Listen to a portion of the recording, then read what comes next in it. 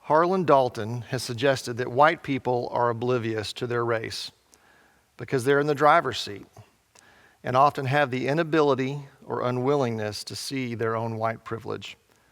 This is a blind spot of mine that I've become aware of and hope not only change, but hopefully to change for the better. As a white male in the South who never ventured too far from home, I knew very little about white privilege and power. Growing up in North Little Rock, Arkansas, I knew I was white, but I never really thought much about it or what it must be like to not be white. I definitely heard racist references and jokes growing up, and because it seemed innocent enough, I never questioned or really got offended by it because I didn't know any different.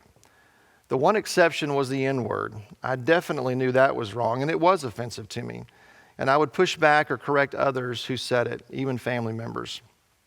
I lived in a white neighborhood called Park Hill and attended a white elementary school.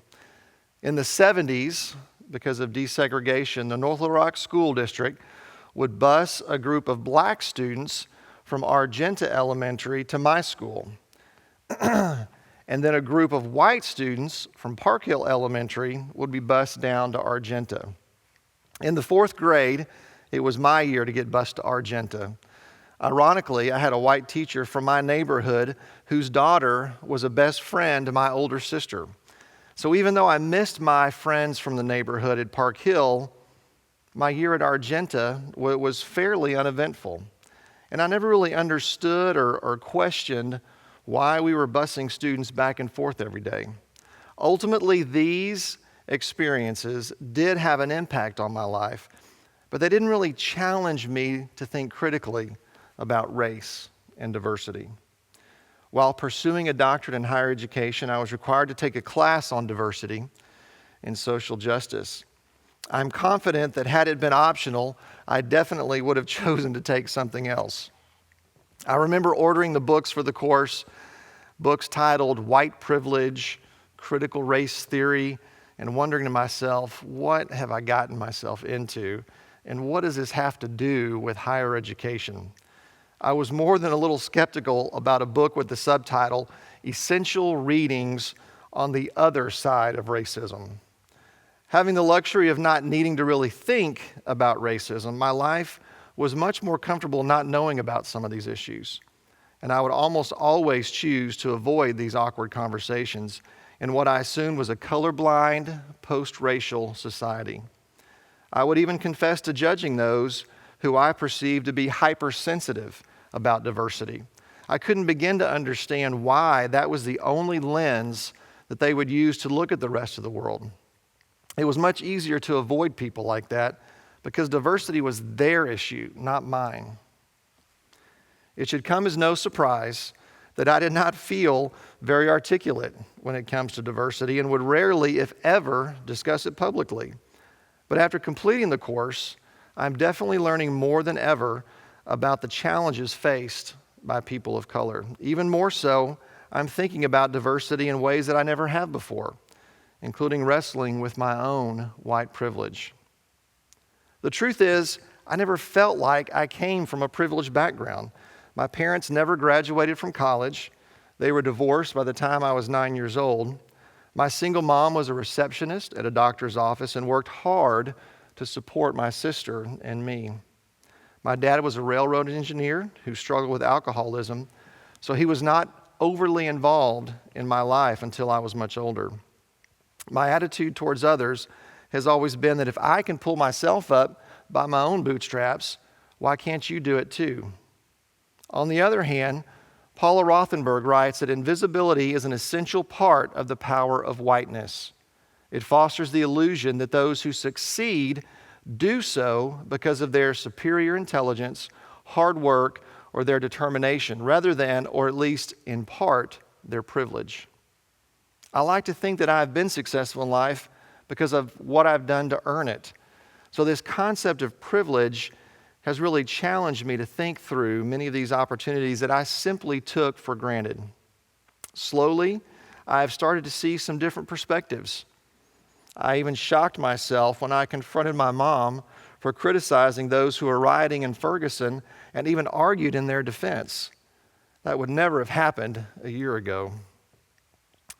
Working at Houston Baptist University, where the percentage of non-white students is over 70%, I would pat myself on the back and tell others that we clearly do not have an issue with diversity here. But in the past year, I've come to realize that simply enrolling more students of color does not mean we are fully embracing diversity. In one sense, we're just a reflection of Houston. The administration is still 100% white, and the faculty and staff at HBU are not reflective of the diversity in the student body. For me, this process is a journey without a final destination. I'm not sure we will ever fully arrive because there's always another layer of complexity or a new issue to discover. That being said, I'm not to the point of Wildman and Davis, who believe that all whites are racist because we benefit from white privilege. I don't believe everything has to be sugar-coated, especially when it comes to diversity and social justice. But we're not going to win over other white people who are open to change and want to learn more by calling them a racist. For example, Bell Hooks uses language in a tone that is very adversarial. She frequently uses phrases like white racist domination or white supremacist society. And I can understand her point about the way whiteness exists without knowledge of blackness.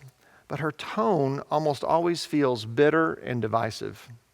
One could argue that I'm being defensive and just need to learn to accept her perspective. But when I'm studying diversity and social justice, for some reason, Bell Hooks stirs up resistance in me as opposed to making me desire to move forward. I am, on the other hand, motivated by those who challenge white people rather than alienate them. I appreciate the points made by Beverly Tatum suggesting that conversations about racism should be a meaningful, productive dialogue to raise consciousness and lead to effective action and social change. The dialogue from Tatum's students who talk about their fear of speaking about racism is very validating. Racism is a subject most white people, including myself, are not always comfortable talking about. In fact, many of us go so far as to avoid the conversation altogether. And as Tatum points out, it is not often for a lack of being supportive of people of color. It is a fear of saying the wrong thing or offending somebody unintentionally. I actually felt bad for Leanne Toohey with her Facebook post last December when a friend she was with at Kentucky Fried Chicken saw two African-American young men and suggested that they were up to no good. Leanne Toohey intended to prove otherwise. Although hers was a serious lapse in judgment posting it on Facebook, I can at least give her the benefit of the doubt that she probably thought she was doing a good thing when she posted that we have to stop judging people and pigeonholing people. I don't believe she intended to be an insensitive racist or a white savior, as some would suggest. And it makes me wonder if Michael Orr would say that Leanne Toohey is a racist. I don't know. Or does Michael Orr wish the Tooheys had never adopted him? I don't know that either. But the situation doesn't make me want to put myself out there or risk saying the wrong thing. And it definitely makes me wonder how many stupid things I've probably said and done over my lifetime. For the past several years, I've tried to take on a student to mentor, usually from my freshman year seminar class. This is based on a leadership principle from Andy Stanley, who says, "Do for one what you wish you could do for everyone." Stanley says we should go deep, not wide, long, not short, and give our time, not just a quick fix or solution. It isn't necessarily fair that I choose one student each year to invest in. I teach over 20 students in my FYS class, and I can't mentor all of them. However, I can mentor one student really well. And in the fall of 2014, that individual was a young man named Jonathan. Jonathan is an African-American male majoring in pre-nursing at HBU. In fact, my entire first-year seminar class that semester were all pre-nursing majors, which is an extremely competitive major here at HBU. Barely 50% of first-year students make it into the nursing program by the time they're a junior, and to do so, they have to maintain a 3.0 GPA, otherwise they won't get accepted. So about a third of the way into the semester, Jonathan had failed to turn in an assignment and had missed several classes. So I invited him to come by my office to visit, and from that point forward, we had a standing meeting every Friday morning. Jonathan is a great guy. He was salutatorian from a struggling high school in the 5th Ward. His strengths are strategic, achiever, competition, command, and self-assurance. Jonathan is a leader.